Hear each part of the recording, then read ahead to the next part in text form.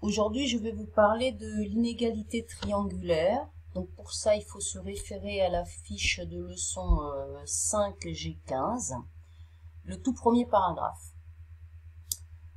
Dans inégalité triangulaire, on a le mot triangulaire. C'est-à-dire que pour parler de cette inégalité, il faut avoir un triangle ou trois points non alignés. Exemple, on va s'intéresser à des points M comme la maison, P comme la piscine, C comme le collège. Cette inégalité dit une chose très simple.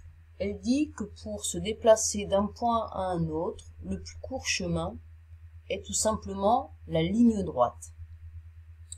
Par exemple, vous voulez aller de la maison vers le collège. Eh bien, le plus court chemin sera la ligne droite MC, à savoir la distance parcourue MC. Cette distance est effectivement plus courte que si on avait fait le détour par la piscine. On va d'abord à la piscine, puis de la piscine on va vers le collège. Ce qui induit donc une inégalité.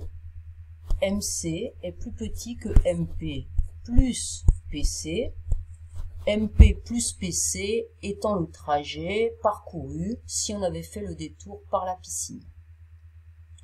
De la même manière, on peut écrire trois autres inégalités.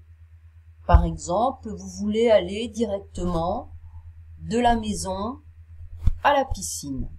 Eh bien, ce chemin, cette distance parcourue MP, est évidemment plus petite que la distance totale si on avait fait le détour par le collège, de la maison au collège, suivi du chemin du collège à la piscine. Deuxième inégalité.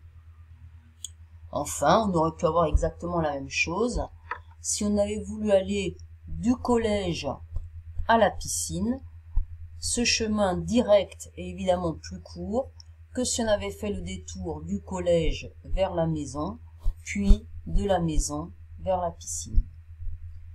Triangulaire donc, puisque j'ai trois points non alignés, et inégalité, tout simplement parce qu'il y a une comparaison de distance entre une distance plus courte et une distance plus longue.